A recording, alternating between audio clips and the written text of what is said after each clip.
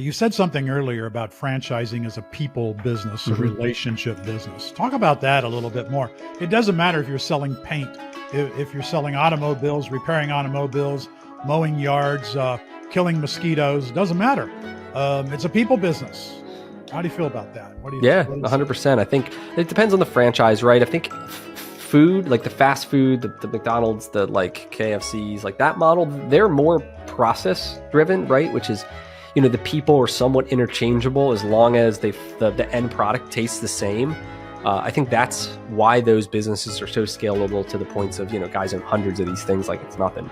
It's because of consistent execution is based off a process versus, most of the stuff that, me and you are going to look at. And I think a lot of, 99% of the population are service businesses, right? Mm-hmm. Home services, car services, people services, right?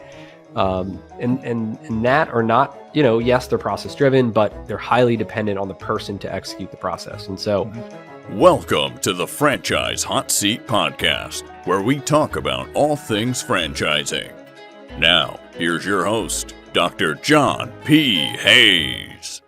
My guest is Brian Beers, and he has a very interesting story in franchising that we want to talk about some today, but then we want to get into his P&L exercise that he sent out to his fans not long ago, and I'm sure he'd share it with you, but we're going to talk about that some today as well. Brian, thank you for joining me. Yeah, thanks for having me, John. I'm happy to be here, and looking forward to it.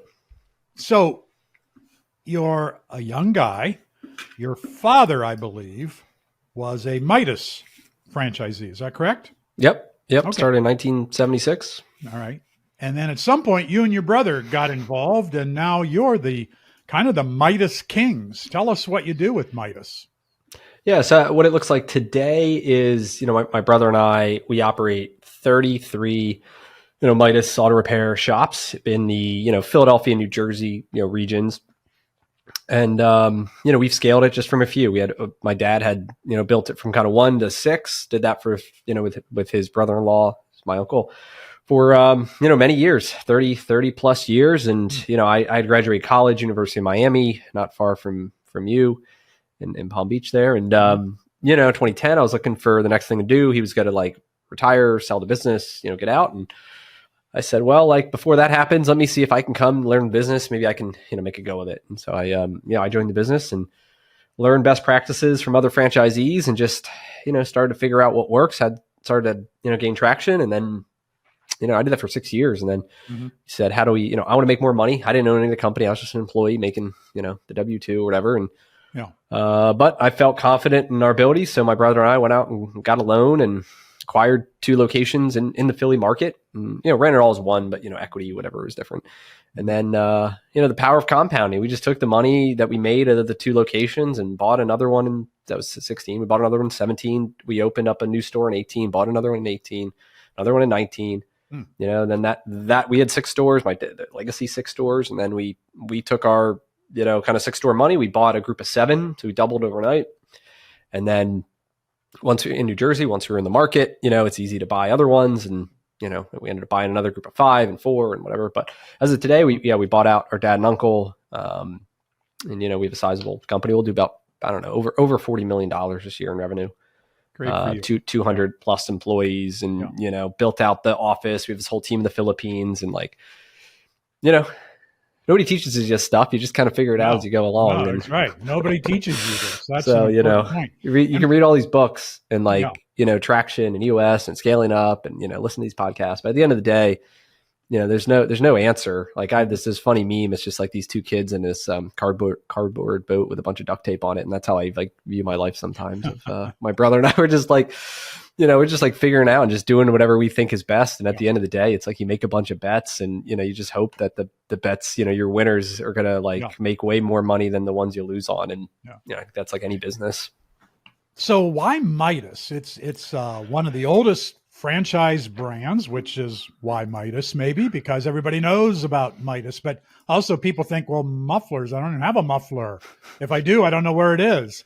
And you're a young guy, so, why not something more hip and upscale? I mean, a couple things. I guess number one was, hey, it was the hand I was dealt. Like that was the business. I said, hey, let's like give it a shot, and I had success in it. So like, I'm not a car guy. I don't like, it works. Like, and at the end of the day, every franchise is in the people business that just happens to do something. So we're in the people business that just happens to fix cars, but you could be in a franchise that, wholesales houses or paints houses or cleans houses or, grooms dogs or whatever. And so if I'm agnostic to it and the saying, hey, if I'm good at franchising from a perspective of, we can run the business, we can hire good people, we can train them, we can elevate them, we can provide direction, all the things, and we can make money. Then there's the aspect of franchising of, hey, I want to grow. And the way you grow is through acquisition of acquiring existing franchisees, or you grow through new development. I've become very good at both of those. We've learned a lot that way. And so, auto's got its, like, there's pros and cons to it, right? It's a business that's extremely stable. It's you look at these graphs of the auto repair industry and it's like extremely stable. Like there's not these big fluctuations. Right. It is, there could be this disruption over the next decade or so with EVs and all this stuff. I think a lot of it's overblown at the speed of which it will happen or the impact that would have on our business. But people like to get excited about that. But anyway, it's a relatively stable industry. It's relatively recession resilient. And so from an investment standpoint, I think it makes for a good investment for us as we look to, like, hey, we're making money. How are we going to redeploy capital? We can invest into Midas. We can invest into new franchises. We can buy real estate. Like, we have all these different choices of what we're going to do. Mm-hmm. And, we kind of view it at this point that, buying more shops is a great investment for the return on capital we can get, because we already have all the infrastructure around it. We already know it. We already trust it. And so, yes, it's boring. Yes, like new people aren't really getting into it, like, which actually is not really a bad thing. But it also, then the flip side, there's a bottleneck of growth that, in any retail business, like, we need 4,000 square foot, ideally existing automotive on a major, area, greater than 15 minutes from an existing store. And so, like, I want to grow. I would have 50 stores in our existing market if we could find the stores, but at a certain point, it becomes really hard or cost prohibitive to do a new build. And so that is like the downside is like, hey, for somebody who wants more growth, you start to feel a bottleneck that then, introduces more challenges. So. Has the public come along with the transition of, you used to be Midas muffler repair, very, very popular, but we've transitioned. Automobiles are different today. And has the public been aware that, okay, it's not mufflers anymore at Midas? Yeah. I would say, exhaust is a small percentage of our business, probably 10%, maybe less. I mean, these days it's, all the stolen catalytic converters are increasing our mix as we replace those more often than they fail. Mm-hmm. But yeah, a lot of people, like, millennials and such, don't even know Midas muffler, but they know Midas and car care. And they mm-hmm. A lot of people associate Midas, younger generations with tires. And so tires is an area that Midas doesn't actually really do. It's a small percentage of our business. It's probably about 10 to 15%. Mm-hmm. My best stores might be 20 to 25. And so, Midas is owned by like a, TBC, which is the largest vertically integrated tire distributor. And so there's a lot of like reasons why that, Midas from a corporate standpoint wants to have Midas franchisees sell more tires, because of a bunch of reasons. But It's kind of funny when you look at our Google reviews and you look at like some of the things that people are searching for. More people associated us with tires, which we barely sell, than they do with exhaust, which is, obviously more of a generational thing. TBC Corporation is right up the road from the Titus Center at Palm Beach Atlantic, and we love the folks there because they're very supportive of franchising. I think they're an outstanding franchisor.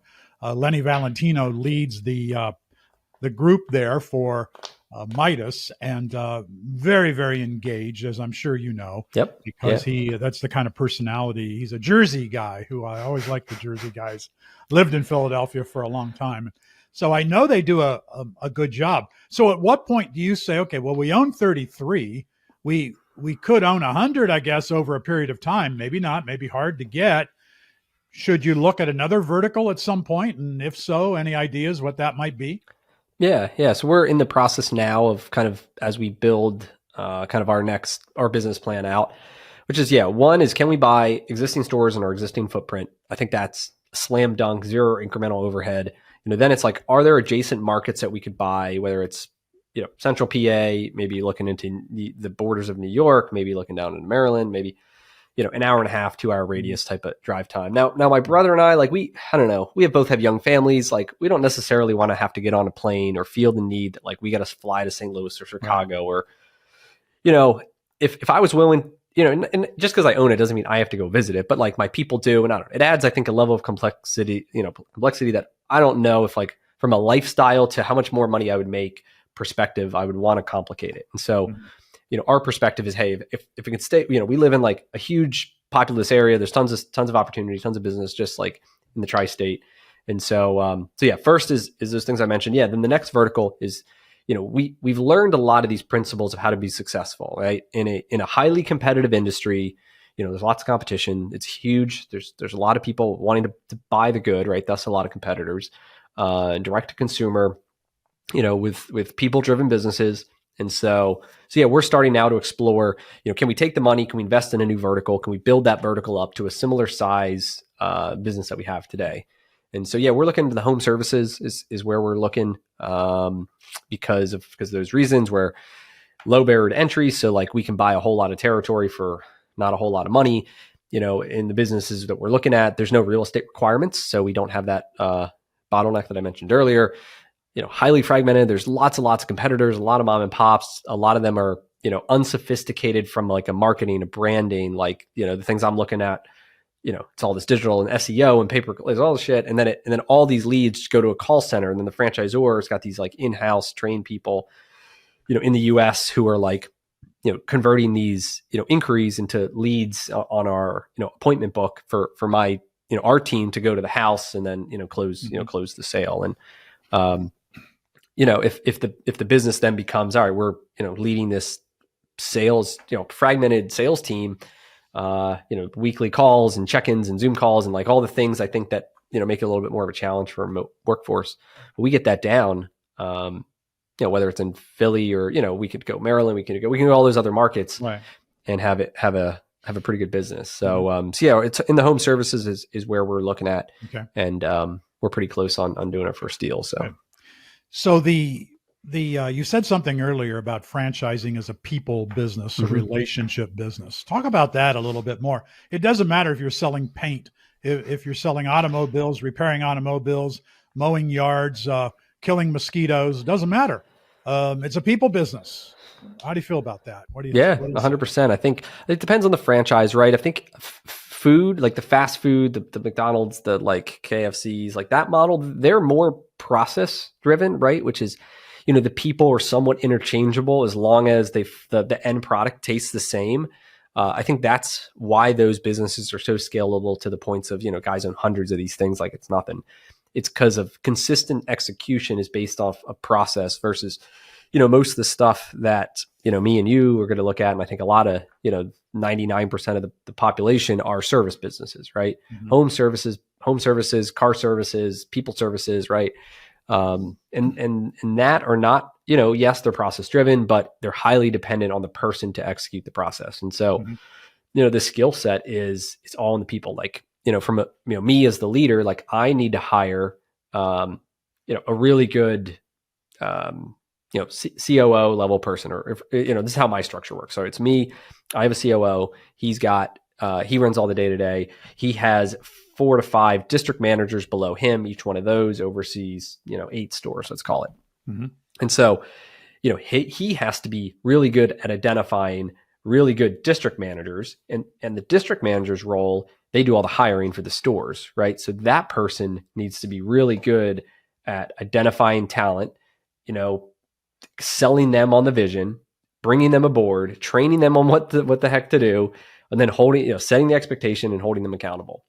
And so, like, from the top down, it's all about abilities to identify talent. Like, I have to be able to identify talent of my COO, which I've done, he has to identify talent of these guys who then have to hire the managers. And then, but even the managers then, so we find a good guy, like that person really has to then do an excellent job, retaining the crew, right? The mechanics in this business model, where, a good manager or good, any business, good manager has no turnover, right? He gets guys, if there's problems, he solves them. Like, he treats customers right. He does all the things right to create a good business. And that's kind of the foundation that you build a business upon. And so, all of those are people, whether it's automotive or paint, doesn't matter. You can build the same infrastructure, and then it's just, then scale is infinite. It's because it's all find people to run the business who care. And so when we think about franchising, like why franchising really works is that you have owners, right? Individual owners in all these different cities and markets who have skin in the game, and they really care about doing a good job.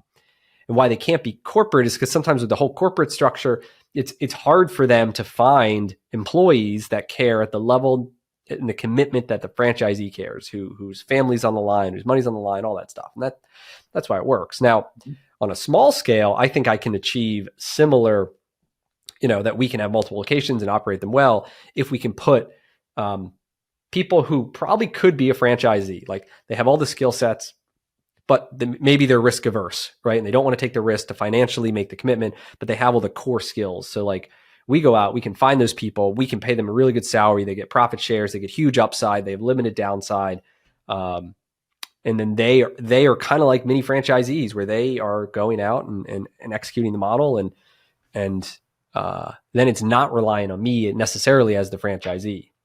And if I can do that and I can successfully find that person, that mini sub franchisee, and then if I can find another one of him or her, and then another one and another one, I think that's how multiple divisions or industries or verticals can be built. But if I couldn't do that, if I couldn't find that level, that caliber of person, like all this stuff would fall through the cracks. Like we wouldn't hire good people. We'd have a lot of turnover. Customers wouldn't be happy. Our sales would be going down. Like we'd getting all these complaints. We'd have all these issues. And then I wouldn't be on the phone talking to you. I'd be the one like putting out these fires, and I'd be like running around like a chicken with my head cut off. Right. But I think if you invest in really good people, that's how you build the foundation. And when many people talk about, well, business is a people relationship, they're talking about the customer, but you're talking about your internal customer. You're talking about your the employees. That's more important to me. I was going to say. Than the customers, because I know if I do a good job with them, they will do their job, which is take care of the customer. Yeah. But and that is a thing I'm looking for. Like one of the things of how do I identify a good manager, like as a checklist, is do they take care of customers? Like I could be with a manager, and I don't spend that much time in the stores. Like I have 30 of them, so I go around once a week or whatever. No. But I can be in a store with a guy that I've only met twice, and I could just sit there and I can tell if he's good, because like he knows people coming in. I can tell like it was a minor job or something they had to fix, and he didn't charge them, right? And that's kind of like what I would have done, because like listen, like whatever, it took us 5 minutes, it's no big deal, right? And he knows that builds trust with the customer, so next time they have something, they're going to come back, because and he's doing the right things. Like his integrity is a huge thing for us. Like, are they doing the right thing all the time without asking? And he's like a really good manager. Like I feel like, man, like this guy, like I can see all these customers love him, and this is, where he's crushing it too. Like we're going to have, we're literally doubling the sales just by doing the, just taking care of people. Mm-hmm. So it, in addition to being a people business, it's a numbers business as well, which is some of what I want to talk to you about today. Yeah. So it reminds me of years ago when I was much younger and Don Dwyer was alive. Don Dwyer was the founder of the Dwyer Group in Waco, Texas. He started out in 1980 with Rainbow International Carpet Cleaning. It's now today Rainbow Fire and Water Restoration Company. Later, Don decided, well, I've only got one brand. I really need multiple brands. And he brought on Mr. Rooter, Mr. Electric. He brought on AirServe and other companies. He had 9 of them when I was working very closely with Don. I loved this guy. He was a teacher and a mentor and a friend, and great for developing franchisees. And of course, Dwyer then sold. Today it's known as Neighborly. And it's, if not the largest conglomerate of franchise service businesses in the world, it's right up there with them, something like 34, 35, maybe today 36 brands. Yep. Mike Bidwell's the CEO. I've known him since he was a franchisee. Well, I would go to all the Dwyer conventions. And just as I'm sure when Midas has a convention, you're probably a star at that convention. People want to know, Brian, what are you doing? Yep. Oh, I can barely make it with one. How are you doing it with 33? And there was this fellow who was from the Midwest, and he was probably in his 40s, maybe early 50s. And he was a lovable guy, didn't have a lot of formal education. So he always kind of felt a little intimidated by people, but he was the best operator. And he would get the award every year, best franchisee. And I would hang out with him because he was funny. He was Italian. He had a great sense of humor and business. You wouldn't know by looking at him or talking to him that this is really a very successful franchisee, business owner. He owned multiple Dwyer brands. And people would run up to him at the convention and say, can you please tell me, what's the secret to your success in Mr. Electric or whichever business it was they were interested in? And he said, well, let me ask you a question. How many leads did you get last week? And they'd say, gee, I don't know. And he'd say, well, of the leads you got last week, how many of them did you convert to sales? Yep. Gee, I don't know. And he was a very nice guy, likable guy, didn't want to offend anybody. He'd say, well, I'll tell you what, you go home and you find those numbers, then you call me and then I'll discuss with you, because it's all about the numbers. Yeah. Oh, yeah. Now, this guy, he said to me, look, I don't want to work hard, but I do. He had multiple locations. I don't want to kill myself. I love my family first and foremost. My wife is the most important person to me. I get up, I go to the office, I stay long enough for the mail to come, take the checks to the bank, get home to have lunch with my wife. That's the highlight of my day. And then after lunch, I like to watch I Love Lucy reruns on TV. And he would laugh about that. This was his life. This is what he lived for. And running the business was not difficult for him. Or if it was, he didn't show. He said, every day, you got to look at 3 or 4 different numbers. And if you're on top of the numbers and you got great relationships with your people, you don't have to be there every day, just like you're not in your 33 stores every day. So I thought it was very interesting when you sent out recently the My Simple P&L review process. I thought it was great. And I saw that as a teaching exercise for my students and for my fans as well. So I love this document that you've sent out. And I want to ask you, why is this so critical? And is this the downfall of other franchisees who run up to you and say, Brian, what's the secret? What's the magic?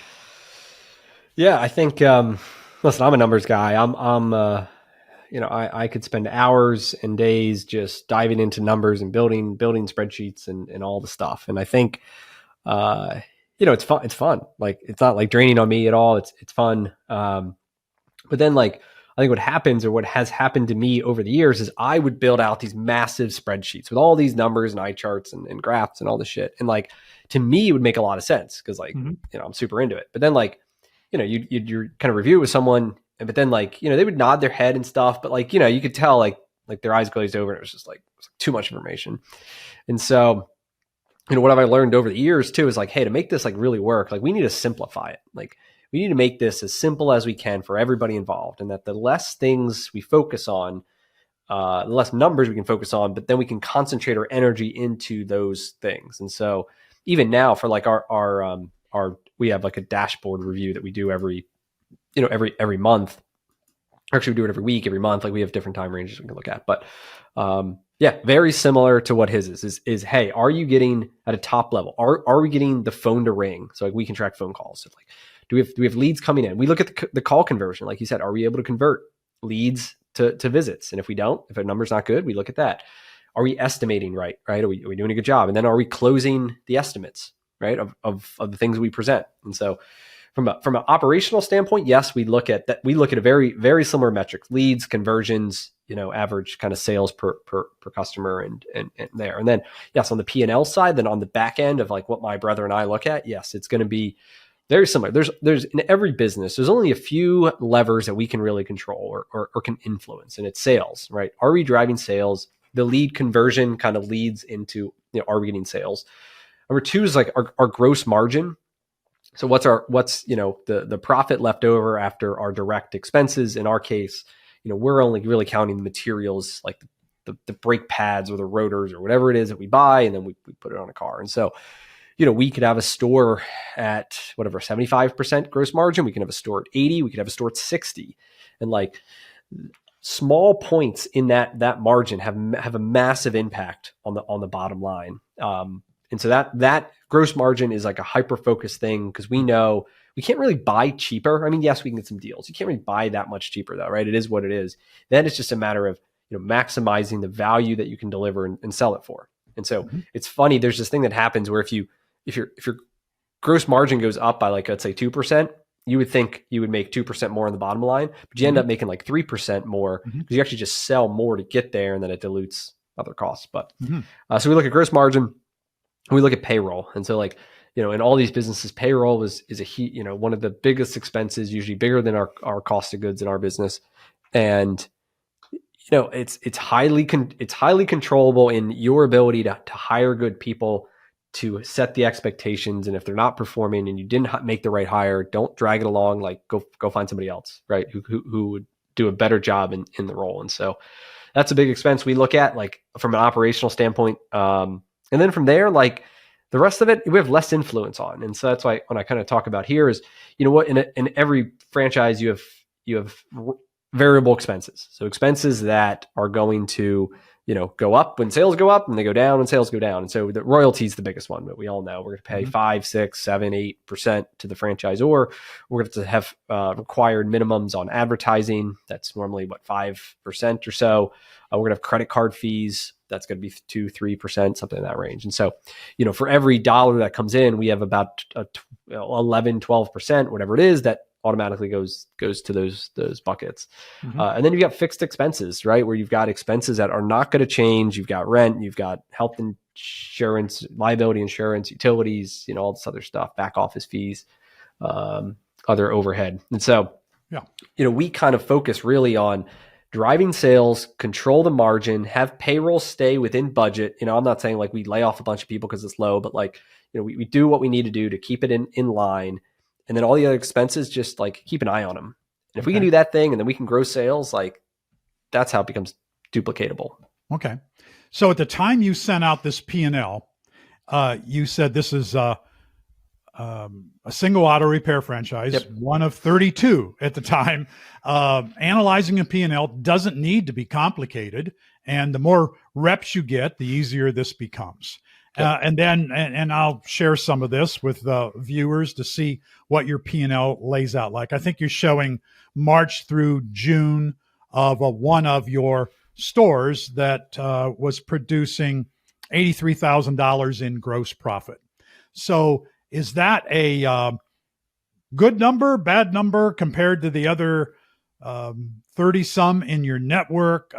Do you pay attention to that, or do you pay attention to that percentage of income, 79.6%, that's next to it? How do you take people through a P&L like this? Yeah, so we would look at a couple different things. One, from that perspective, we did about $100,000 that first month. We did $105,000 in sales. And we had about usually I kind of look at, 80%. We had an 80% kind of cost of, gross profit. We had a 20% cost of goods. And so, that's, then it's kind of a question, right? So you could have $50,000 in sales and 85%, but like there's no money, right? If you're only doing half the volume. And so yes, the sales matter. And then, like our target is right around 80, a little bit less than 80 is kind of our goal. Okay. In our business, it depends, on tires are kind of the wild card. If they sell a lot of tires, that drives volume, but it lowers margin. And, like our goal is to net 15% as a whole entity at the end of the year, including interest, including depreciation. Like we don't do EBITDA or whatever, but, and so in that case, we had a good month. We made 18%. The next month we lost, we broke even basically. And the next month we made money. The next month, not as much. And sometimes that's what it's like too, where you've got, in this store specifically is a little bit more on a roller coaster. I've got some that are a little bit more steady, But that's kind of how we model it, to say, hey, we want cost. If we can get cost of goods at 23%, and if we can get expenses at 62%, like fixed and variable and all the other stuff, that leaves us with 15% net margin. So in this case, March was your best month in this store of what Yep. you're showing in this P&L, more than about $105,000, let's say. But it goes as low as the next month, I think. It does. Yep. What happened? In Yeah, April, well, it's only it's a people business, like I said. Okay, yeah. And in April, it was down to 65,000, 105 the month before. Oh, no, it went up to 84. You're going to like gross profit. Yeah, the sales went from 104 to 62, right, to 84, and then they're steady in the 80 range. right. But yeah, that's why I picked this store specifically, is because it's not always stable. And I think this is like one of the biggest benefits of being a multi-unit franchisee, is like, I have stores that catch on fire and we make a lot of money. I have stores that are a dumpster fire and like lose us a bunch of money. And so it's kind of funny. The other day I was looking at, I don't know, not to get like too technical, but like I was looking at standard deviation of sales, just volume. And like on an individual store basis, our standard deviation on weekly sales is like 30, 20, it was like 30%. Right. So I could have a 30% variance plus or minus versus our average at an individual store level. As a market level, we were a 10% variance. And as a company, I'm at 5.5% variance.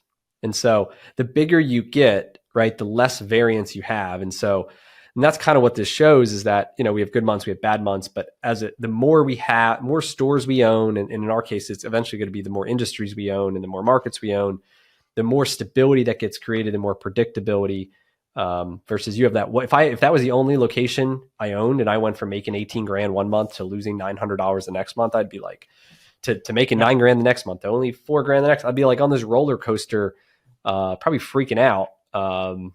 So, I mean, this is one of the benefits of the multi-unit.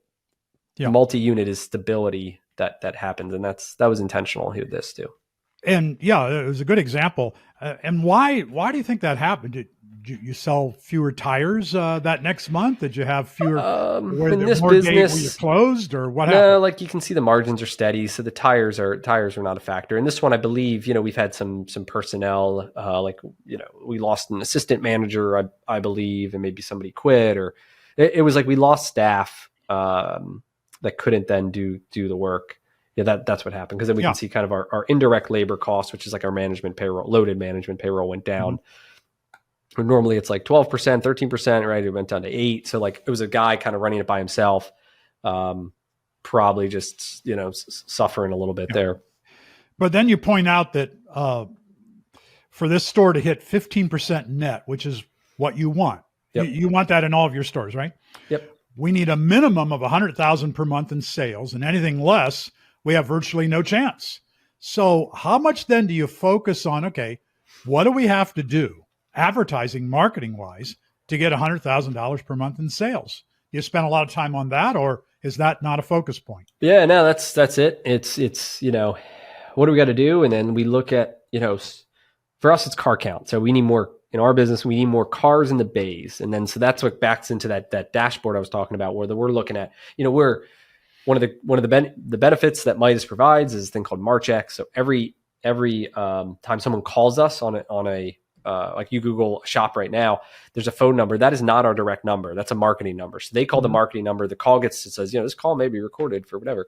And it gets directed to our guys. And then we're able to track all those calls, transcript those calls, listen to every single one of them.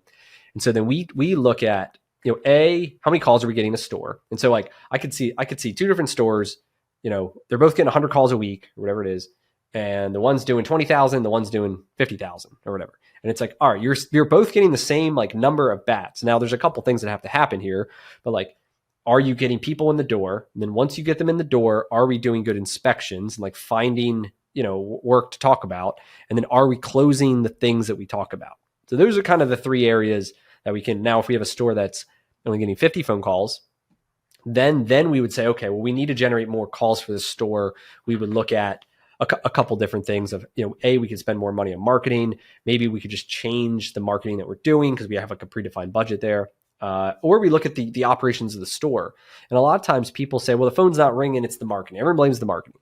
But then it's like we dive into the store and we're like, well, their inspections aren't good. Their Google reviews aren't good. Like we aren't giving people like a reason to call us to come back. And there's like a negative compound effect too.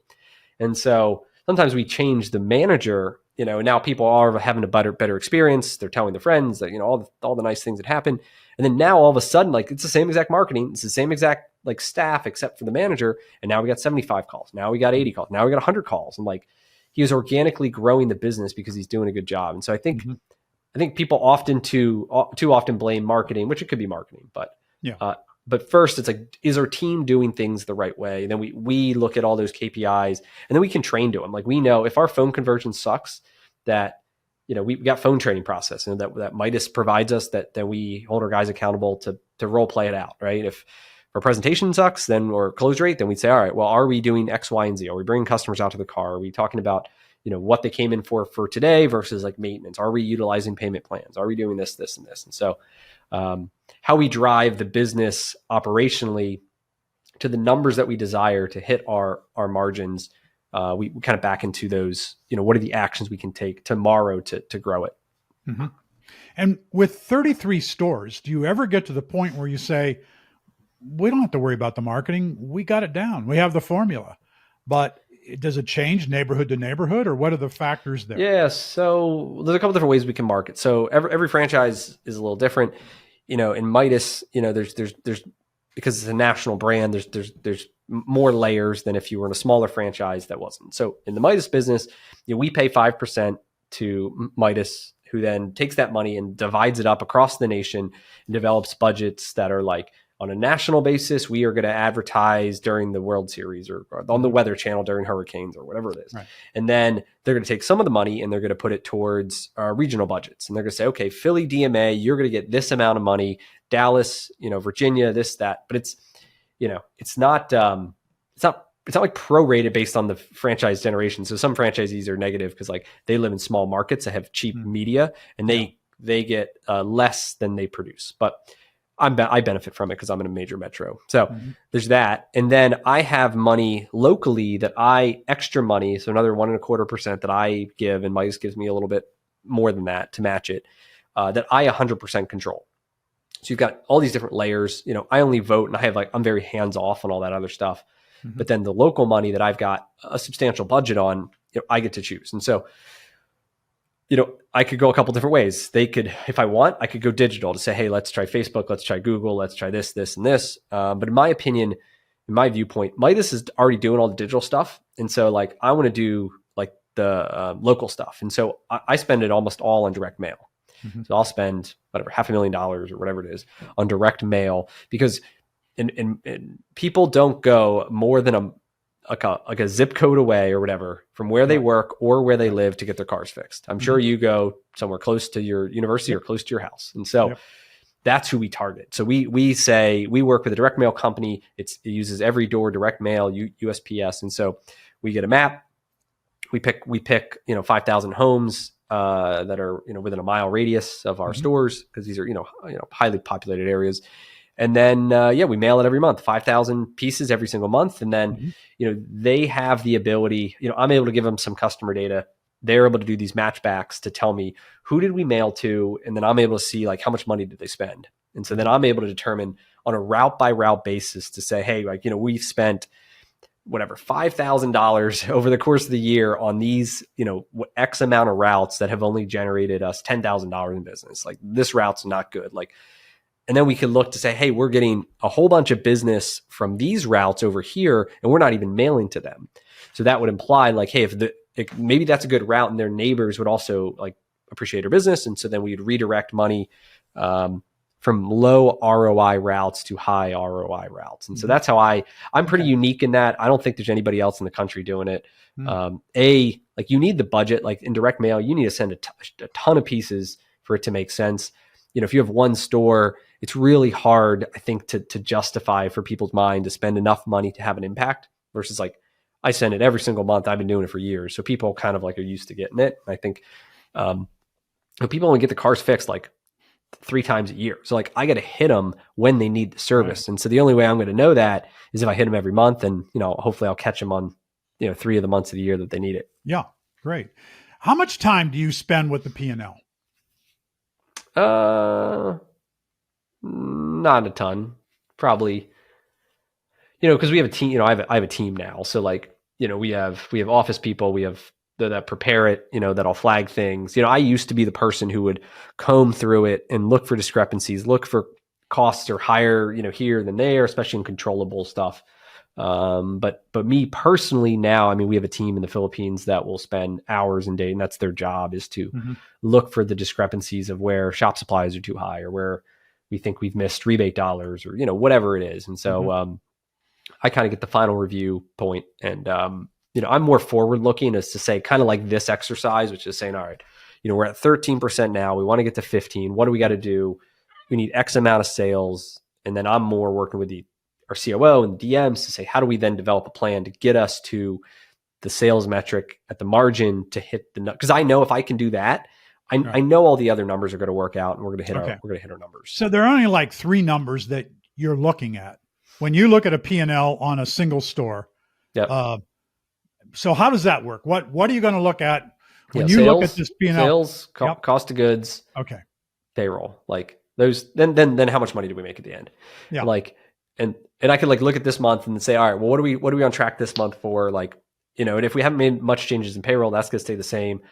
Most of the margins are pretty consistent, because if you don't change the behavior, the results aren't going to change. And so really what we need to do is have a shift in behavior change. Otherwise, like, we're just going to keep getting the same thing we're getting. Right. Because it's a people business, and the people is what impacts it. Like, we could change a store manager, like that guy was mentioned about earlier, and literally it's the same mechanics, it's the same advertising, it's the same lifts, it's the same everything. And we're taking a store that was doing 100,000 a month, and we're going to do 200,000 this month. Yeah. And it's like, we're making, of course, a lot more money, and he's making a lot more money, and customers we're helping more customers, and mechanics are like, everybody wins with the rising tide. Right. So what about the challenges of being a service operator as a franchisee? What keeps you awake at night? What's at the top of your list of, boy, if I could solve this, life would be much better? Yeah, I mean, for me, in the current mode, it's, I get high off growing, right? I want more stores. I want more, I want to continue to kind of build out, this empire, and it's that we built. And a lot of it then for me is now less thinking about these new markets, or thinking about these new opportunities, and thinking like, I obviously have I have a great life. I have a great structure in terms of like the time I can spend with my, I have 2 young kids and my wife, and like similar to that, your story, the Dwyer guy. And like, I guess I have this fear, or what to keep me up now, to say, hey, I want to keep growing, but I don't want to sacrifice my personal lifestyle. Right. But I want to keep growing, because that's what like gives me joy. And so then it's kind of this like thing of, it's me making a bet that we can make this growth into a new market, into a new division, into a new whatever, and still protect my personal time. So I'm not the one having to go and like, fly across the country to fix a bunch of stuff, or spend all my weekends doing stuff that this person who dropped the ball, like, I got to clean up for them. So, like, I could totally just stay at my current size, and like everything would be fine. Right. But I think, at the end of the day, like, I like love what I do, and I want to keep doing it, but I need to make sure that I do it in a manner that aligns with the lifestyle that I have, and I want to continue to have. So, yeah. And franchising makes that possible for people. So you're a proponent, you will help people find the right franchise for them. Yeah. So I've found that, I've had a podcast for years now, that I've now, found my voice more in franchising, and I'm on Twitter and LinkedIn, and, just sharing my story of, hey, this is like, I'm trying to build in public of, hey, this is the journey I've been on. I think a lot of times people have a misconception about a franchise is a small business. You buy yourself a job, or it's unsurmountable. It's, you own $1 million. It costs millions of dollars to buy a McDonald's or Drew Brees or whoever it is. Right. I think people either have one or the other. And like, I'm trying to share the perspective of I'm just like an ordinary person. I don't have an MBA. I didn't invent anything. I don't even have a website barely, but like, I can make a lot of money and help a lot of people by just like following a playbook. Like, just show me what to do and I'll do it. And like, everybody wins. And so, So I'm out there waving the flag, sharing my message. And yeah, over time, people have come to me and said, hey, this is great stuff. I love what you've done. Can you help me, find a franchise? Right. And so then I started developing content to teach people about this, like teach them, how do you vet a franchise? What's the due diligence process? How do you interview the leadership? How do you validate? How do you talk to other franchisees? What questions should you ask? And so I've built kind of all this content and education material around teaching people about franchising. I think there's a ton on real estate. Like you can find all this stuff in the world about flipping houses, rental properties, all this stuff. There's not a ton of stuff on franchising. And so yeah, my goal is to build like modern content around franchise education from real life experience, not book knowledge, but learned experience. And then, so now I've got to the point where I've had so many people coming to me wanting help to find franchises that I've built out a team. So now I've partnered with a bunch of other guys who are, franchise consultants. And, we have like a network of 700 brands that are kind of in our portfolio. And, someone comes to us and we interview them to figure out what are your goals, what are your skills, what's your budget, where are you at, what do you want to do with this thing? And then, we play matchmaker and bring brands and then also help someone like coach them through the experience. Like, because I can tell us if someone's like bullshitting me or not. Like we coach them through what to look for. Because my goal and our goal is to help them find something that they love, that they can build. They can do what I've done in another business. And in my opinion, it doesn't matter what the business is, whether it's taking care of old people, painting houses, fixing car, like whatever. Like to me, it's finding something that aligns. And so yes, then I have a done now. And I'm building this like business. I think it's gonna be extremely successful in pulling from real life experience, helping ordinary people build exceptional businesses through franchising. Mm-hmm. Great. So do you rely on the DISC profile? You like personality profiling? And when you said before, you're a numbers guy, so you're not a driver, you're not an influencer, you're in that C or SC combination. Yeah, I'm a D. Like I was like a D with I can be somewhat personable, but I'm not like super talkative if I don't have to be. Yeah. But I can be pretty direct, when I need to be. When you need to be. But yeah, I have some of the S, I have some of the C, but I'm not a huge like. I'm looking to hire somebody now for like a senior position.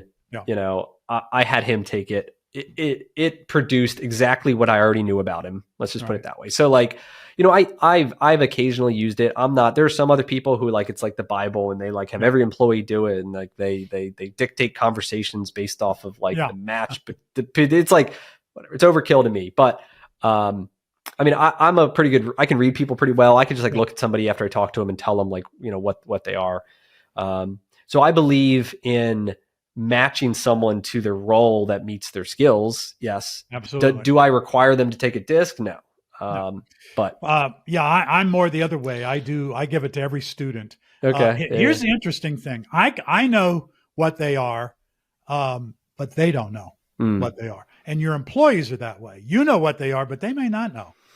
They don't always know why they do what they do.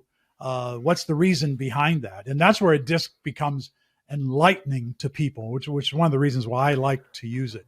Okay, so it's for them to learn about themselves, and then maybe they say, "Oh yeah, that makes sense." Yeah. I've always wondered that. Okay, yeah, exactly, because then that makes it easier for them to communicate with other people and for them to explain themselves. I do it this way because I'm a numbers person. I don't really need to go to lunch with you. It's not because I don't like you. I got other things I'd rather do. I like numbers. I like facts and figures more than I like people. All right, nothing wrong with that. So you're not stuck up after all. Yep. But yeah, I would follow. That would be me. Yeah, whatever that profile is, I'd. Yeah. Exactly. Yeah, well, you're actually a pretty good guy. And thank you for doing all this, Brian. This was really interesting, and I appreciate it. And a lot of success to you and your brother, to the whole Midas family, because I'm very fond of TBC Corporation and what they're doing and promoting franchising as well. They're great fans of the Titus Center, which I appreciate. So thank you for your time. Great. Well, thanks again for having me. Good. Thanks for tuning in to the Franchise Hot Seat Podcast with Dr. John P. Hayes. Tune in next time for more conversation around all things franchising.